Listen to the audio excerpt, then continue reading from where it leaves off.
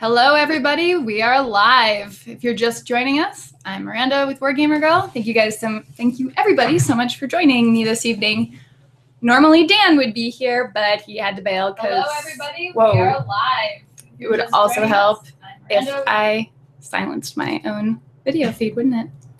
Anyway, again, I hope you guys are all doing well. So Dan is not able to join us this time, just because life stuff going on, so it is what it is.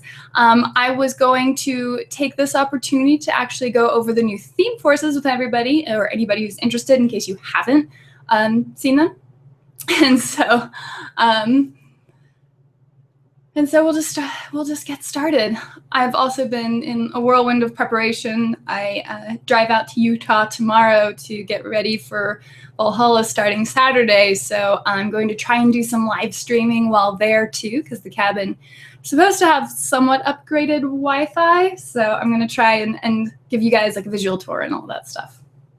Anyway, in other quick news, just as a present to all of my wonderful fans out there who've been very patient, I have a Khador versus Grimkin battle report launching tomorrow morning. I'm pretty proud of it. I think it's probably the prettiest battle report I've done to date, and we did some cool stuff with the music, so I don't know, just let me know what you think of it, but that'll be launching in the morning, so keep your eye out for it.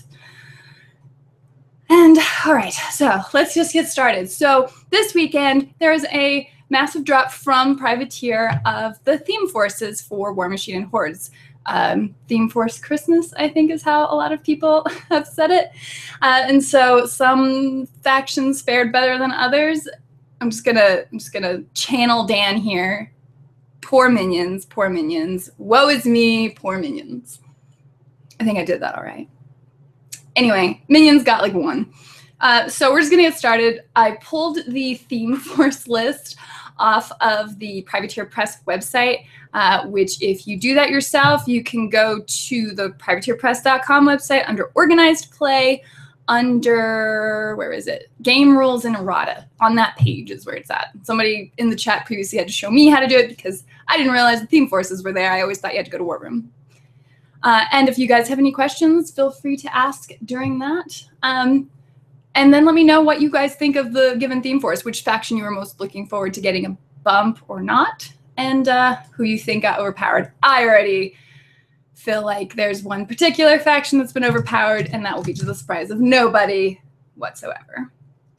So starting off, Signar got the Gravediggers list, and I know a lot of people have been looking forward to that one if you're interested in the Swans or whatever. So Trencher list, the army composition is Signar Warcasters, non-character Warjacks, Triumph, who is cheaper, so it probably is okay now, Ranger models and units, and Trencher models and units. So you can, one of the special rules they listed for it, and I noticed it's on all of the theme forces now, is you can include 1 mercenary solo and 1 mercenary unit that'll work for a given faction, in this case Signar. So these models can be included even if they have the partisan Signar rule, and mercenary units in the army can include attachments. So that's kind of nice. I noticed with all the theme force focus, mercenaries and stuff were kind of being left out. And I have a bunch of mercenaries. Do you guys have a bunch of mercenaries? I figured like everybody did. And so I just thought that it was weird that you couldn't include them. So I'm glad they gave that caveat to let people be able to bring at least like 1 unit or 1 solo that they like. Whew, I'm talking too fast. All right, I'm going to calm down here. So with the other special rules that Signar gets this round, for every 20 full points of Ranger and Trencher models or units in the army, you can add a Trencher weapon crew unit, Trencher command unit, or Signar solo to the army free of cost. Now, keep in mind, whenever you do the free models in your list, you can't use their points toward your total anymore, toward getting like more of the same models. But so that's pretty cool, I think. I'm not too sure. I guess they have a good weapon crew unit now. I don't know. They were like the first to have an artillerist, weren't they? Back to the comments real quick. Alchemicad. I'm sorry, I have no idea how to say your name. I'm excited to see what she thinks of Man of War. Me too. War Machine newbie here says War Budgies. Budgies. I got some Menoth because they look cool.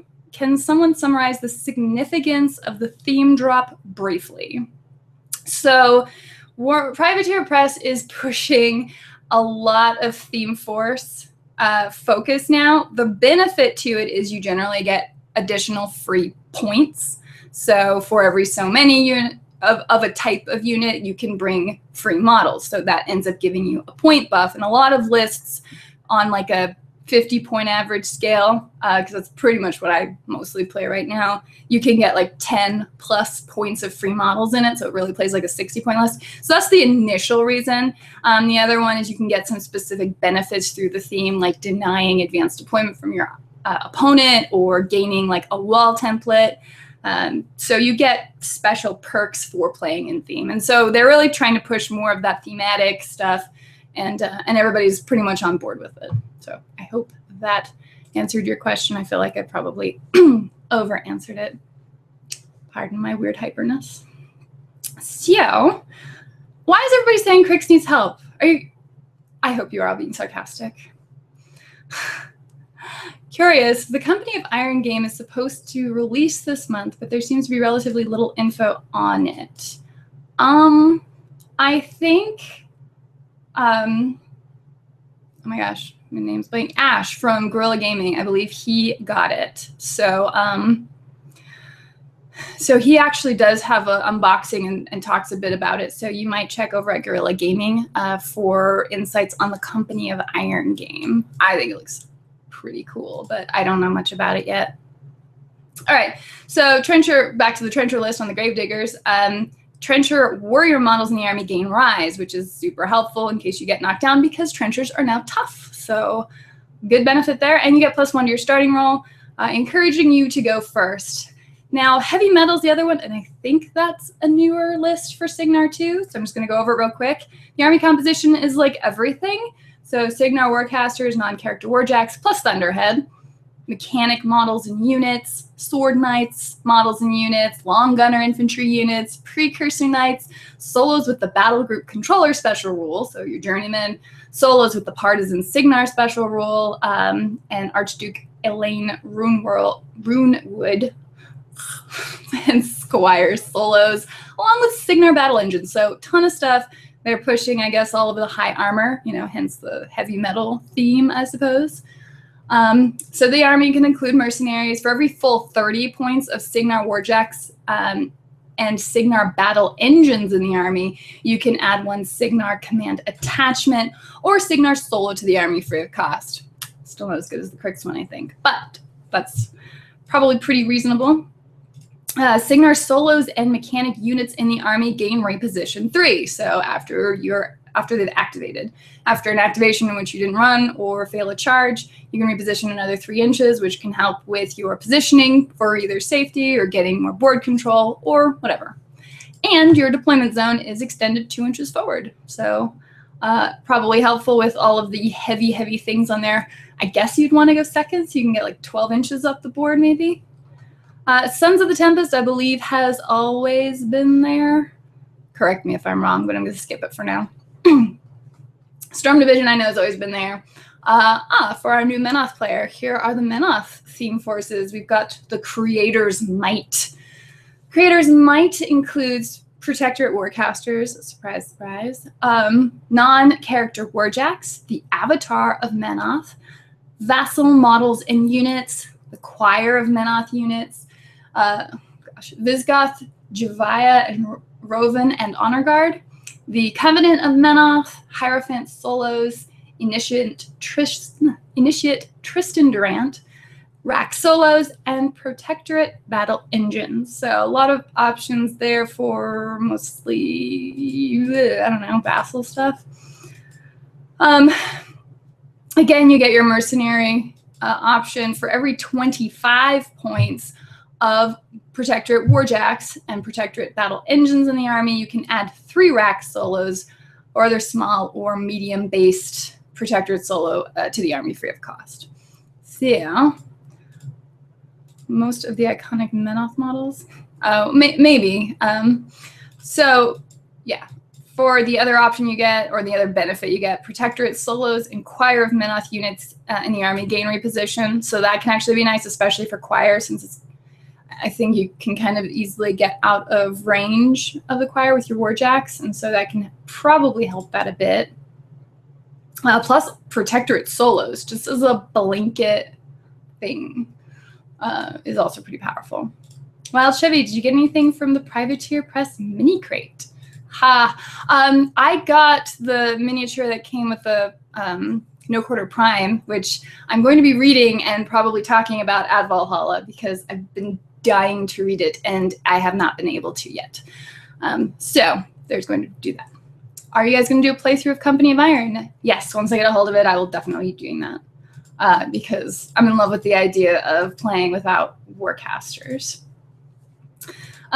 Last part of the Creator's Might theme force, friendly models and units can begin the game affected by upkeep spells, which isn't really a huge deal unless you're going to have guys who need an upkeep spell that are out of range of your Warcaster. It's kind of helpful for Khador, because what's a arc node? But I don't know how much a big deal it is for Menoth. So, Exemplar Interdiction. I can't remember if that one's new or not, so I'm just going to read it.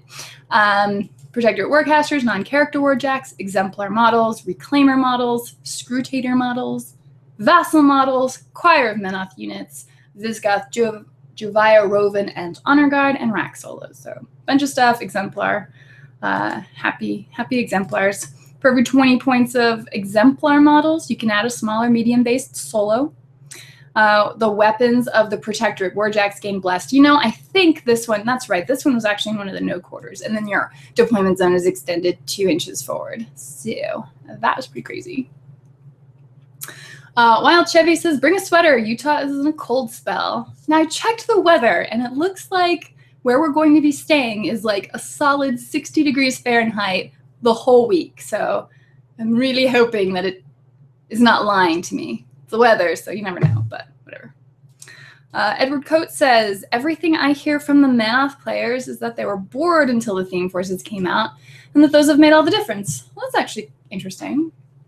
Yeah, I don't know. I don't know why that would necessarily, I guess just the additional benefits, like gaining blessed, but the things they offer aren't super game breaking. It's just usually the ability to get more models. So I don't know. I think that's more of an issue of scenarios than theme forces, personally. But I'm glad that Manoth players or Protectorate players feel reinvigorated by the theme force options. The Faithful Masses and Guardians of the Temple are ones that have always been there. So let's get on to the important theme force. So Khador got a new one, and it had been talked about before in some of the Privateer Press insiders online. So I was excited to see this one drop. It's the Armored Core for Khador. So this is the Man-O-War theme list. This is the Man-O-War theme list that Khador players have been waiting for since, I don't know, launch of Mark I, maybe. I mean, it's been forever. And then, of course, there's all the confirmed rumors, I guess, at this point, of Sorsha 3 being a Man-O-War caster for reasons that we're not totally sure of yet. So this is clearly going to be a list designed for her speciality. So what can we learn from this army composition option?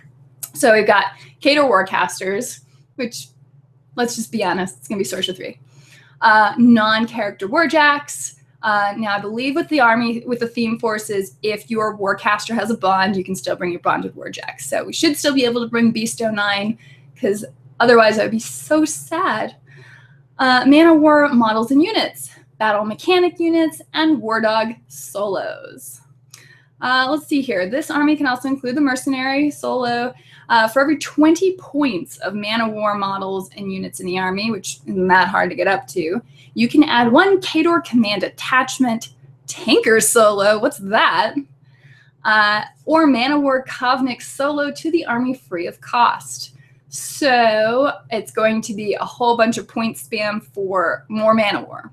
So we're going to have like the slow tide of axes to face, I guess, coming along. So I don't know. I did end up getting another unit of shock troopers, so I'm hoping they're useful. So I've got bombardiers, 2 units of demo corps, 2 units of shock troopers, the mechanic and the officer. I've got the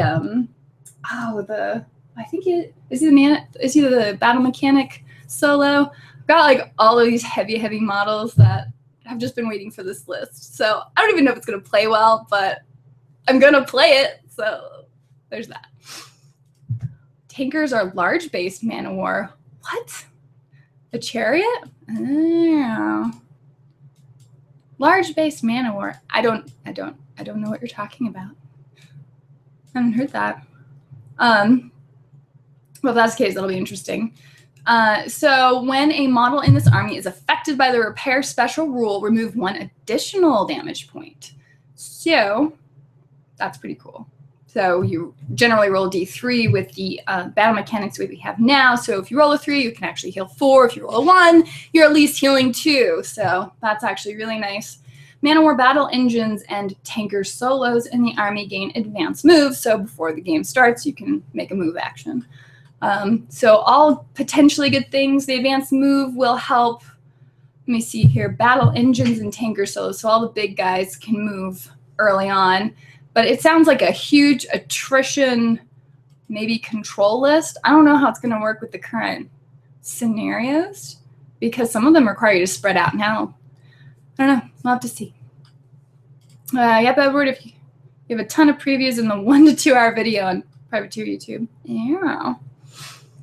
Haven't played, oh goodness. Mr. Sisekuyuga? I hope I said it close enough. Haven't played since Mark II, but are the Man of War worth it now? Jury's out. They're more fun than they've been. So yes, for that reason, I would say they're worth it. It's going to be a matter of seeing how competitive they become now. And to that, I don't have an answer yet. Benjamin says, Mercs removed 1 additional point of damage before it was cool. Yeah, well, no one knew about it till Kador. Mostly me. Anyway, Gunther says, do you ever stream games on Twitch or YouTube? Yes, mostly video games, though. So if you're looking for tabletop play games, I'm the type who wants to edit the game for like 40 hours and make it all pretty and put all the shots in these like action, exciting, scenes, which is why it takes a long time. So that's my preferred way of doing battle reports. That said, we'll see if I can do some streaming or something while I'm at Valhalla again. Edward Coate, Man of War are one of those things where they're bad if you dabble, but good if you take the full boat. Huh. Yeah, I suppose it's fair, actually, if you go all in. Because it's going to take a while to learn the tactics of them anyway. You don't really... Insofar as I use them in Mark II, you didn't use them as an aggressive piece. You always use them as a control piece. You put them all on a scenario and say, okay, well, you've got to deal with this many hitboxes. And then they're all in shield wall. Oh, all right. So Jaws of the Wolf, well, we had that one a while back. Did we have that one a while back? Armored Core. I don't know. Let me reread Jaws of the Wolf because Legion of Steel we've had, and Winter Guard Command, and Wolves of Winter we've had.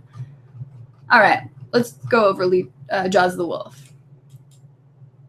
So Kador Warcasters, non-character Warjacks Behemoth, who's still awesome. Battle mechanic models and units, Cossite models and units, Kayazi models and units, Widowmaker models and units, Yuri the Axe, Grey Lord Forge Seer solos, Manhunter solos, and War Dog solos. So for every 25 points of Kador Warjacks in the army, you can add an additional command attachment or Kador solo to the army free of cost. So there's some free points there. Battle mechanics in the army gain reposition, also handy, and enemy models lose the ambush special rule. Very situational, but probably kind of helpful. Gunther Slagmore, what is your Twitch tag? Is it the same as here? Yes, you can actually follow me on Twitch at twitch.tv/WarGamerGirl. I haven't streamed in a little while. I'll probably end up streaming more when I get back from Valhalla because I actually also work with a YouTube channel and local TV show called Media Glitch, and they do video game reviews. So I've been helping and contributing to that. In fact, I am currently reviewing a game that's a survival horror. No, I don't think it's quite survival horror. It's just like horror called Kolat. And it's not new. It came out in like 2015, but it's all Russian themed, and it's based on this really creepy true story from the 1950s. And so I've been pretty fascinated by that. But then, you know, planning for Valhalla, so it's all been taking all of the time. But yes, you can follow me on Twitch there, and I will do better about streaming. When are you going to post the second Space Hulk video? I have it on the timeline. I literally just have to edit it together. So probably when I get back from Valhalla, hopefully this month. Okay. So that was the second new Kador theme list. So what do we have? 5 theme lists? Yeah, Kador's got 5 theme lists. Go us. Are you coming to War Machine Weekend? Probably not. I'm actually doing Valhalla, and I won't be back until the 15th. And then I go to BlizzCon at the beginning of November. So the 3rd and the 4th, I'm actually going to be in Anaheim covering stuff at BlizzCon. And then I'm out. I have no more energy for conventions after that. I'm going to try to go to LVO and Adepticon and just sort of start 2018 on doing more of the con scene at that point. I'd like to go to War Machine Weekend. It's just really far away from me. I say that, I mean, obviously Adepticon is too, but. Okay, so new theme force.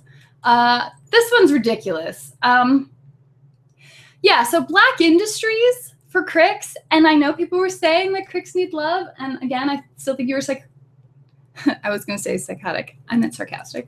So Black Industries seems totally broken to me. Help me understand if I'm super wrong on that, because you can take any Warcaster, obviously, the 9-character Warjacks. You can take Deathjack and Malice, Iron Lich models, War Witch models, Black Ogre and Ironmonger units, Cephalix units, Machine Wraith solos, Necrotech solos, Scrap Thrall solos, Soul Trapper solos, and solos with the Battle Group Controller mechanic.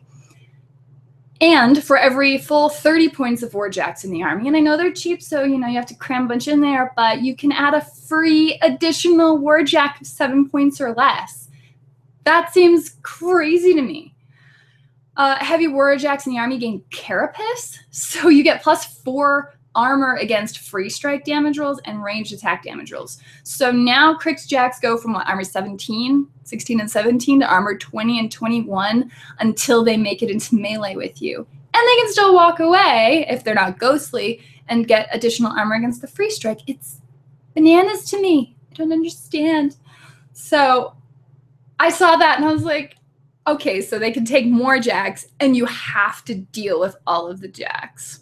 Because I never thought Crix Warjacks were a joke. Like, they hit hard. Usually you just try to knock them off before they get to you, or you're busy dealing with like the horde of amazing infantry Crix has.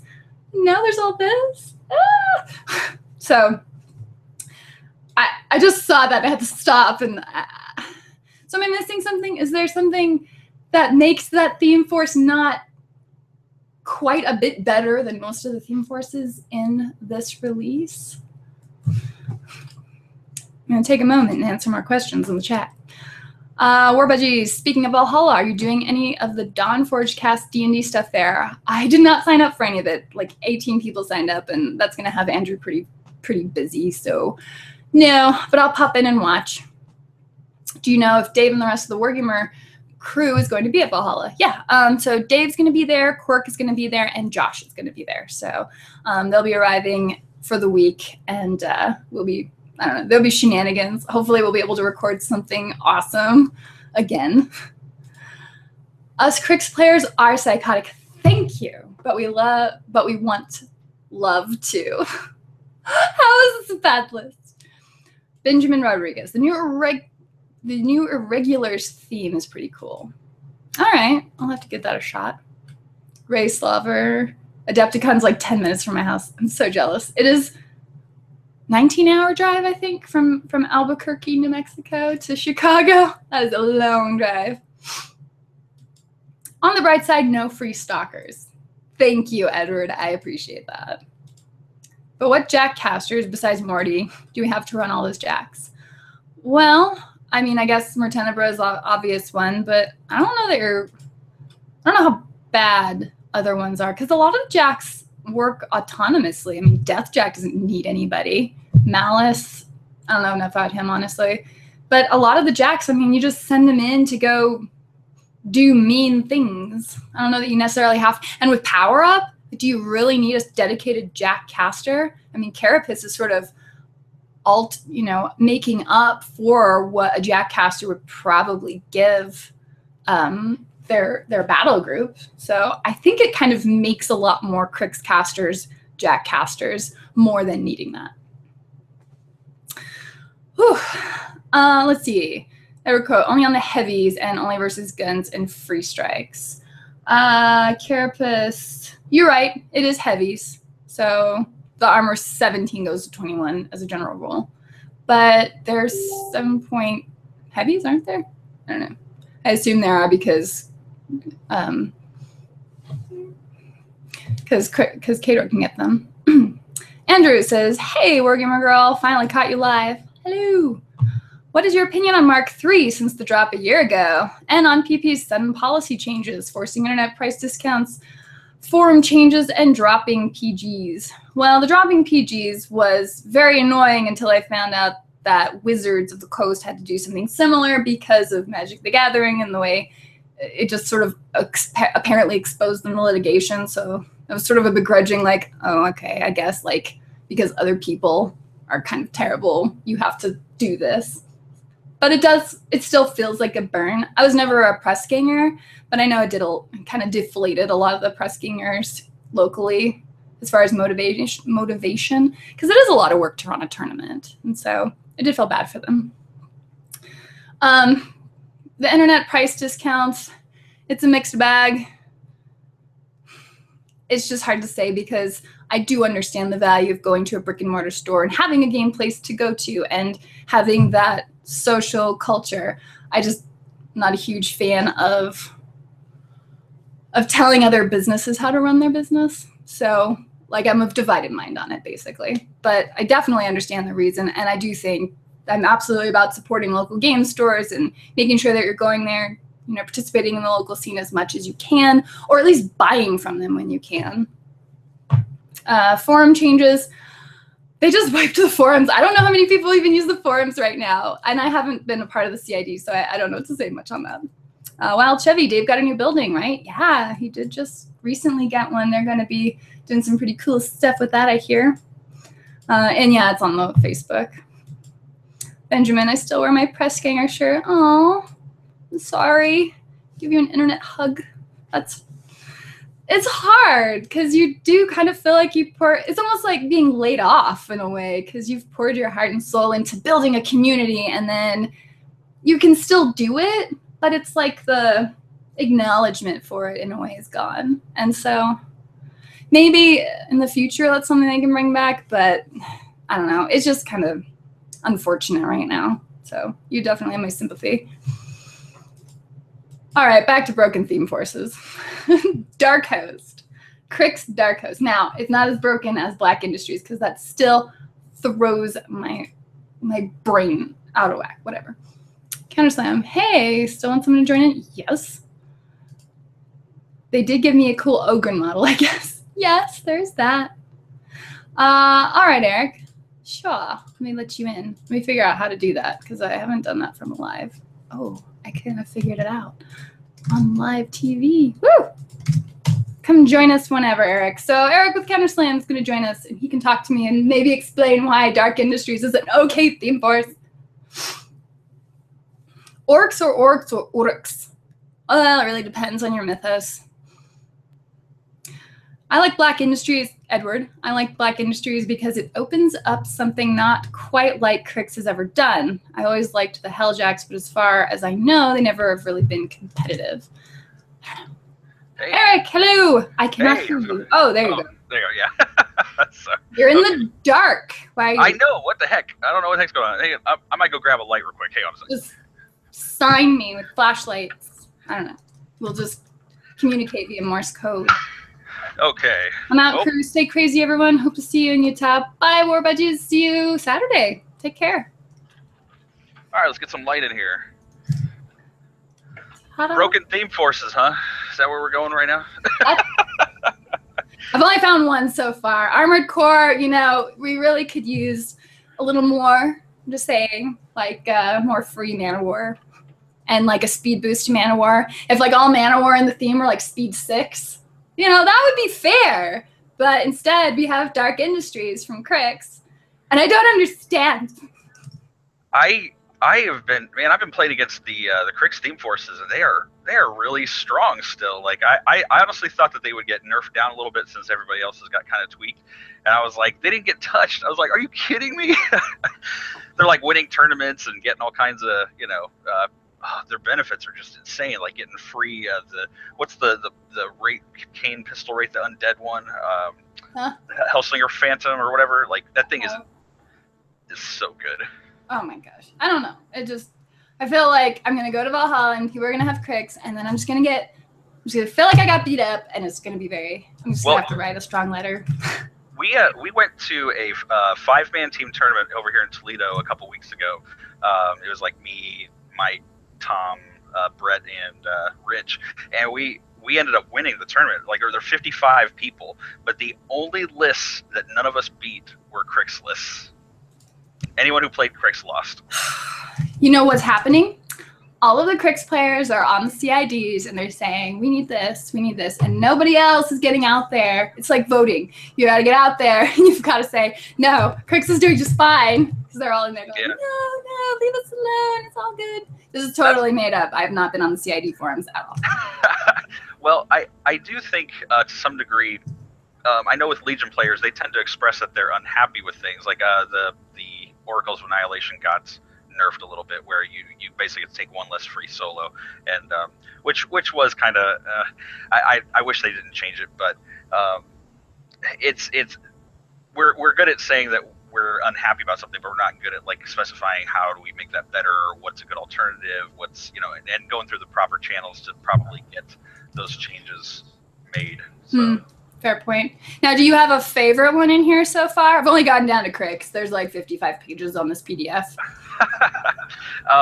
I did play. I actually played on the show last night. I played the new Legion theme with the Ogren theme force in Legion, and that did pretty good. I did sort of cheat a little bit on the end. I didn't realize when I popped my feet, I didn't know that the Croak Raider's oil didn't boost Callus 2's feet when he pops it. Like everybody thinks it's on fire, takes a POW 12 fire damage roll. It says it's unboostable, but the Croak Raider's oil says it's automatically boosted, so I didn't know if it worked or not. We rolled it like it was boosted, but you're not allowed to get the extra dice for damage on it, which kind of sucked. But so I kind of cheated a little bit. But overall, the list worked pretty good.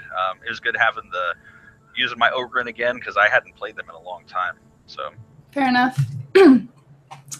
Huh. Interesting. Dark Host, they're one of the newer ones too, right? That's one of the new themes, isn't it? Yeah, I believe so. So they're allowing Crix Warcasters, non-character Warjacks, Bane models, Darag Wraith, yeah. He's the cavalry, the dragoon. But is that how you say it? Most people say Darag. It's Darag Wraith, I think, or Darag Wrath. People. It looks like Wog, like Darag. Wraith. I hope that's how you say it. Machine Wraith solos, Necrotech solos, Scrap Thrall solos, Scarlock Thrall solos, Soul Trapper solos, and Wraith Engine battle engines. They've been pushing a lot of huge bases, I've noticed, which kind of makes sense, because if you go to a game store, like the big models, to me, kind of draw you to a table more than like a bajillion mini ones, depending on your personality, perhaps. But I think they're trying to push maybe a little bit more that direction. What do you think? Oh yeah. Man, they're definitely working in a lot more infantry lists. It feels like when they retooled Mark III, they really focused on making it battle group heavy. They even said that's what they were trying to do. And with the early theme forces, it seems like they really focused on mostly getting battle group heavy, battle group centric themes in there. But now that they're sort of delving into the various, the Ogre and the Man of Wars, the trenchers, like they're getting into these subsections of Statixis, where now they can focus on more specifically the infantry and get people sort of playing that, I guess, kind of infantry machine back again, but still trying to maintain a little bit of keeping strong battle groups, but really just appealing to people taking more infantry. And I think that it's moving back that direction, and I think that's good for the game, because obviously I've been sitting on tons of models in Convergence and Legion that I just hadn't played in a long time until they started releasing these theme forces, and now I'm getting excited about running these lists again. So infantry machine again, huh? I don't know, like, I respect it from a tactical standpoint, but I really just want to run my robots in somebody. Like, I completely agree. That's why I'm in Convergence. I love the big robots. It's so much fun. That's right. So somebody was saying Dark Host has been around for a while, so sorry. I just know there's like the Bane one, there's a pirate one, and I think that was a no quarter. Yeah, there is the Ghost Fleet here, which has been around. There's so many.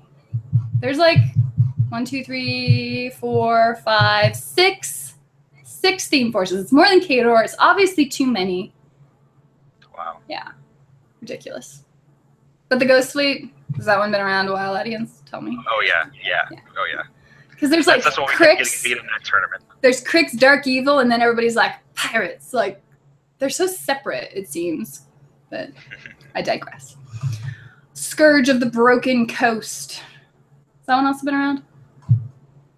I don't. No. Think so. I don't think Scourge doesn't sound familiar. And then there's Slaughter Fleet Raiders. They all sound the same. The Scourge of the Broken Coast is the new Statixis one, I believe, and or the new Pirates / Statixis one. I think that's one of the new ones that just came out. The Statixis one, yeah, Scourge of the Broken Coast, Statixis models, Black Ogre and Ironmonger units, Misery Cage solos. I don't know. Misery Cage, that must be like a new model that hasn't come out yet or something. Like Tinker solos? Yeah.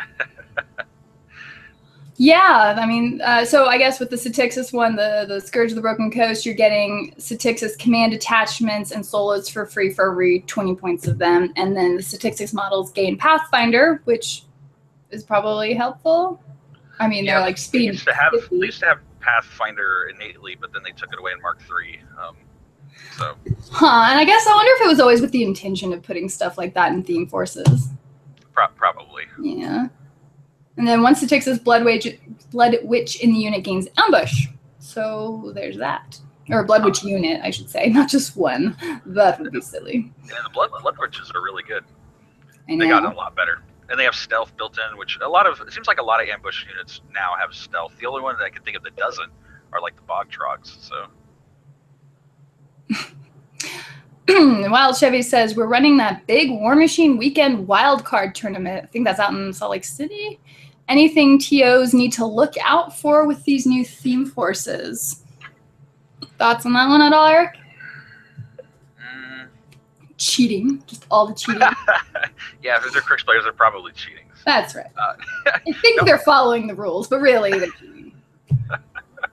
I don't know if there's anything that's particularly they need to watch out for. I think just, this is a game with a lot of rules. And so when you start introducing things like themes and these extra rules start applying, a lot of times people, tournament organizers may not realize that there's certain bonuses or benefits to certain themes. And so you just have to just got to roll with it and be open to learning new stuff, because there's a lot out there now, especially with the theme apocalypse out. So I would imagine from a player standpoint, I couldn't imagine just bringing something and not having like a justification for why I brought it.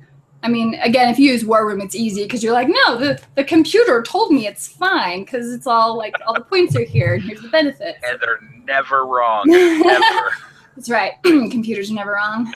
That's what we've learned. The internet is never wrong. Yeah, so my computer keeps telling me. So. So I would imagine as a TO, you can probably just ask a given player, okay, can you justify this? And if they can, then I don't know why you wouldn't go with it. Yeah, there's just there's so many themes now. Yeah, I'm looking through the document now too. 55 pages. Yeah, it's pretty bananas. Slaughter Fleet Raiders, yeah. So let's look at the elves. Defenders of Ios, Retribution. I always thought Retribution had amazing infantry. And it feels like it was Mark III before people really started agreeing with that notion that they have amazing infantry. I haven't even looked at their themes. I admittedly stopped the last time I went through it at Crix, and I was like, this is ridiculous. I digress. It's easy to lose heart right about that point. So I'm just prone to freaking out about stuff for no reason. So, that's mostly the reason. But I feel like I'm justified in this one. Does your local meta have a lot of Crix players? Not so much, honestly. We've got Circle Legion. We've got Grimkin now popping up. Minoth or Protectorate. Signar. There's a couple of Crix players. One of the game store guys who works there actually plays decent Crix. So. Okay. Yeah, we got a couple as well. So I'm getting used to playing a lot of Scar, a lot of Denegra, a lot of Gaspy 3. It's just, Well, and the big thing is, it just comes back down to you really can't. And I know people make the argument other ways, and I don't see it as often as I see it, where you can't easily play non-theme versus theme because you're down so much in points. And so, oh yeah, that's been a huge thing. I know just even list building for me and a lot of other people I know. If it's not in theme, it's kind of like you spend all this time war and building lists, and then all of a sudden the themes drop, and now it's like those lists anymore because they just can't. They can't compete for most of the part. Some can. One of the guys in our team tournament took a P Krios list with a lot of mercenaries. He took a galleon and some other stuff, and he did amazingly well. I mean, stunningly well. He was winning within like 10 minutes of every game that he played. He was just very quick, and but that wasn't in theme, and it caught a lot of people off guard. But I think people are now getting used to playing the themes, and so they're getting used to specific casters, specific lists, specific themes. And I kind of wonder if there's Private Press is sort of moving away from what they were trying to do, is get people to be a little more creative in their list building. But now everyone sort of takes the same lists with the same themes and tournaments, and that's kind of what you have to prepare for. That's one thing that we really heavily prepared for in our tournament was breaking down who was good against what. We looked at all the top lists based on a lot of the data they put out on all these various documents, and we've got a bunch of engineers that play with us, so they're good at like compiling all the statistics, but getting all this stuff together and realize, okay, who's good against what, and because you're going to be going against these lists, against these casters, and and it doesn't really change a whole lot in the competitive scene. So from the competitive scene, since everybody's preparing for all of those top lists, if you play like one of the strong lists that's just outside of the purview of the most competitive players, you probably have a better chance just because the other players won't know what you're doing. Exactly. Yeah, that's exactly what happened with our guy with the P Krios list. He literally was catching people off guard. He basically was like, if you move outside of your deployment zone, you're toast. And that's exactly what happened every game. He was getting rid of people in like I said, within first round 10 minutes of playing people, and they were just blown away. They're like, what the heck just happened? It was amazing. But it's kind of funny because you're playing in a 5-team tournament, best first team to win 3 games in a 5-man tournament advances, and within 10 minutes he's coming up, he's like, okay, we're 1-0 to the rest of the players, and so now the other team with the last 4 games has to win 3 of the 4 games to advance, and that is sort of a little bit of a psychological game with that, but no, it's pretty crazy.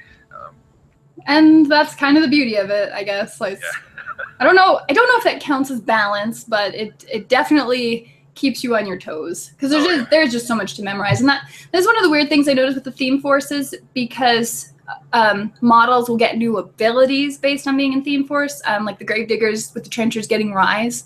Like, you have to know as another player, or remember as a player playing Gravediggers, that your Trenchers don't normally have that, and that they do have it in this one situation. It's a lot to keep track of for people, so. Yeah, and some of these models have so many abilities already that, adding these other abilities, you're right, it catches you off guard. It's the Warmongers getting Vengeance in the new Legion 1. There's just a lot of stuff that's just like, and then you forget how through the game you're like, oh yeah, that was supposed to be happening this whole time, but you're like, whatever, you just gotta let it go. Indeed. Have you been playing against much Grimkin lately? Yes, my buddy Jason plays Grimkin. But it's like exclusive army now, and so we've been playing against a lot of that.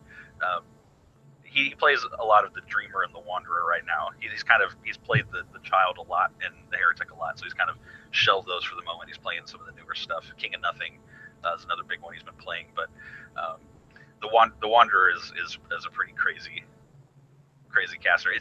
There's so many. That's another faction. There's just so many rules and nuances to each model that it's like, man, trying to. We've been playing War Machine for so long in Hordes that we're used to the casters and the factions, and now you've got this whole new faction with all these new abilities, and it's sort of like starting. I don't want to say starting over, but it's sort of like playing new. You're sort of new to the game again, playing as this new faction. So, but I think playing against Grimkin, one thing I've learned is that if you can take a list that's pretty well balanced as far as taking out a lot of infantry, and you can handle heavies when they get in close, then you'll probably do okay, no matter what caster it is. Fair enough. Although I still think the Heretic is just ridiculously awesome. Do you think that Grimkin will be particularly competitive in the tournament scene? Oh, absolutely. They've got one thing that we learned in the tournament, because one of our players was playing Grimkin, is that they can go into bad matchups with their Arcana and being able to select which Arcana they want. If you pick them right, yeah, it can go a really long way towards changing the dynamics of the game into your favor, and that's kind of what they do, is they can play into the bad matchups and not really be worried about it, and that's versus like you go in against Crix and you're like, great, they're gonna pick Ghost Fleet, and I've got nothing that can deal with that. Well, Grimkin's like, I don't really have anything to deal with that unless I pick these two cards, and then I'm totally fine. So. How about stuff? How about no speed? How about I'm just gonna heal all my stuff. Yeah. Oh man, the healing all your stuff is insane. It is kind of amazing. I don't know why I like it so much. I should be mad at it, but I don't know. It's grown on me. That's lost me 2 games because Jason's done that to me a couple times. Should have turned left comments, which, hi Ben, he's our local guy here. War Room seems almost a necessity at this point, since you can view both you and your opponent's theme force benefits along with their list. That's true, unless you have a particularly good memory or are just constantly having a conversation back and forth, which I imagine is not easy during Death Clock. It's definitely pushing a lot of that. Oh yeah, did you know that War Room has a clock built into it now? No. Yeah, tells you how much I play Death Clock. We ran this actually on the show last night. You can once you build your list and you're kind of linked up, you can add a time clock to it, and you can pass the turn to your opponent and it'll go to their device and back and forth. The only thing is that if your phone or tablet does anything else, it can crash your War Room. That's the only time I've ever had War Room crash was when I started running the clock. So I think there's still some bugs that need to be worked out, but the option is in that, which is kind of cool. So. Oh, interesting.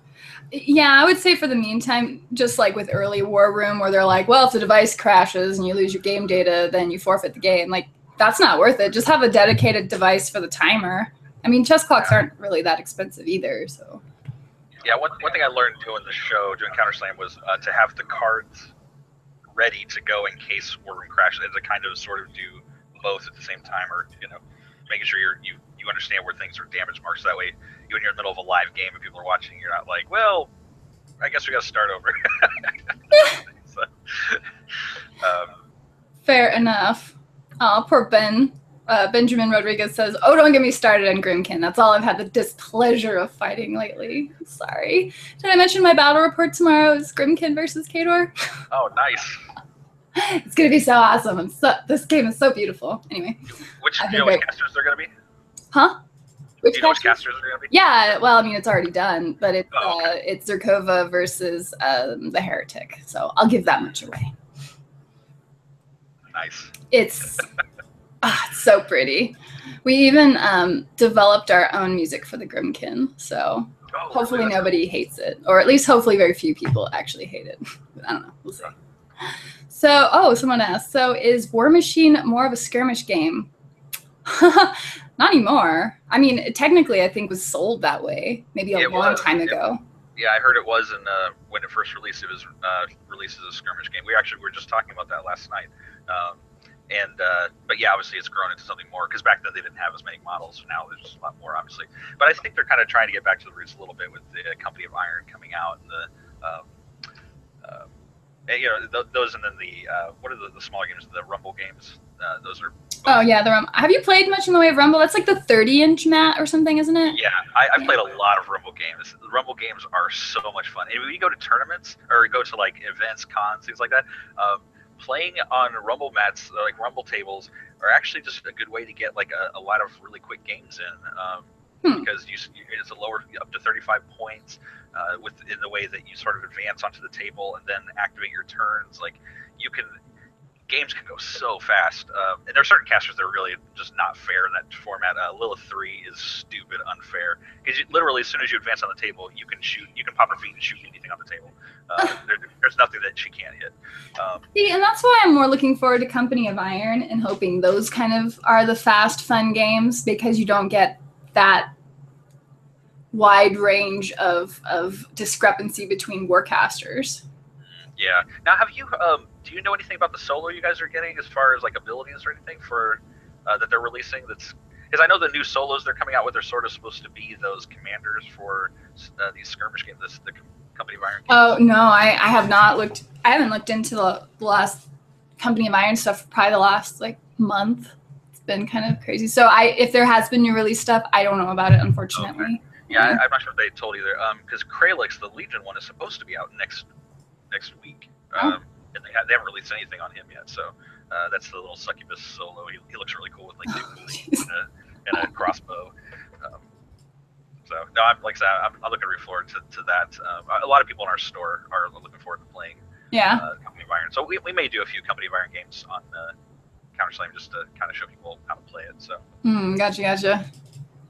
Paul Noxie mentions, it seems like you can get caught out a lot if you are not paying enough attention. That is true. Basically, War Machine is about remembering what your opponent can do in any particular given situation. So basically, you just have to play a whole ton, and then you get better at it. Yeah.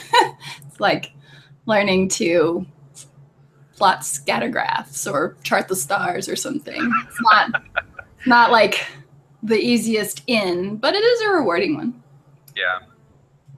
I learned the hard way that 50% of the game was learning what your opponent has and what it can do. So. No, I mean, I've just accepted that I probably just get my butt handed to me anymore these days because I'm like, I'm just going to play this thing. And then I'm like, oh my gosh, what was that? Everybody's like, this is a new Dark Host theme for us. You didn't know about it? I'm like, no, I didn't know about it. Yeah, nowadays people are like, oh, and my list does this. I'm like, of course it does. Sure it does. Why not? I don't even. I can't keep up with it. Sure, just Yes, there are plenty. I assume you're right until I find out you're wrong. Or you find out later at the end of the game, he couldn't have done that. Dang it. Yeah. Callus's feat doesn't work with Croak Raiders. Oh, dang it. Live and learn. And see, that's what. These are just like little things you kind of have to remember. Those are your battle scars. Callus's feat doesn't. Oh, is there any mercenary units you're taking with K-Dork in your theme lists now? I really want to find a way to reincorporate Alexia Cianor because she has actually been one of my favorite mercenary units. NIST were always okay. I was really a big fan of the solos though, so Ragman I know is pretty good in Mark III. Gorman, he used to be okay, but now I guess he's not so much. Nobody cares about Blind anymore. Very few. I have to actually just recheck because I used to bring Orin Midwinter a lot. Kel Baylock, I would have him like supporting my Widowmakers. So I really just have to explore it. I have to pack a whole bunch of stuff tonight, so I don't even know what I'm going to be playing at Valhalla, but I'm going to be just experimenting a lot with that, I think. So. Well, that's cool. Yeah, I'm taking a lot of Croak Raiders, and I don't really have any use for the Gatorman Posse yet. There's one list I kind of want to try out with, but man, I'm excited about playing the Totem Hunter again. He's like my favorite minion solo, and I had him in no lists, so I'm glad to be able to kind of use him again. It's kind of nice. Nice. Well, are you excited about Mercs I'm sorry, minions getting to play nice together. The Crocs and the Pharaoh. Yeah, they've got a lot of decent synergies. I've played against them a few times. Some of our best players in our city play minions, and they're really good with them. And the fact that they're getting kind of the new CID stuff coming out, they've really retooled and reworked a lot of stuff to be a lot better. Their Dracodile right now in the CID is insanely good with 4. Why is everybody excited about this Dracodile? He looks ridiculous. It has 4 base melee attacks, 1 POW 19, 3 POW 17s, and then he has an assault spray that blinds you. That's a 10-inch spray, and he's a Fury 4, so he gets ridiculous number of attacks. He's gonna be really good. Yes, I'm sure we're gonna see him a lot. He reminds me of the spliced dinosaur from Jurassic Park. The newest one, Jurassic World. Jurassic World, yeah. Whatever. That was Indominus Rex. Indominus, that was it. I was like, that just doesn't sound right, but whatever. I'm a snob about the dinosaurs and how they're done. And Jurassic Park just went crazy with it.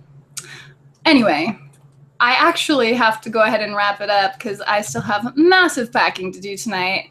And I got 21. I made page 21 of 55 of the PDF Theme Forces. So part 2 coming soon. Yeah. Thanks very much for joining and totally sending me on a different direction of yammering on for this hour. No problem. Yeah.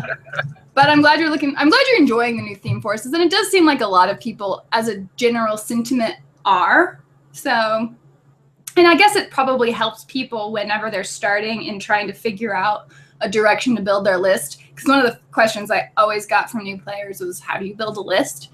And so I think Theme Forces probably actually make that more approachable, you know? Sure, yeah, it gives them kind of a list of what it is they need to look at buying if they want to play certain casters or certain lists, you know, that is pretty good. So. Yeah. So on that note, we're going to depart. Thank you, everybody, for hanging out and joining us. Just let me know what you thought of the Theme Forces we did cover, or if you have a particular favorite, or why Dark Industries is still okay, because... Anyway, I will try to post some stuff from Valhalla, reception permitting, and we'll see you guys in a couple of weeks. Thanks again for joining us. Eric with Counterslam, everybody. Definitely check his channel out because he's doing a lot of cool stuff. We try. All right. All right, see you guys. Bye.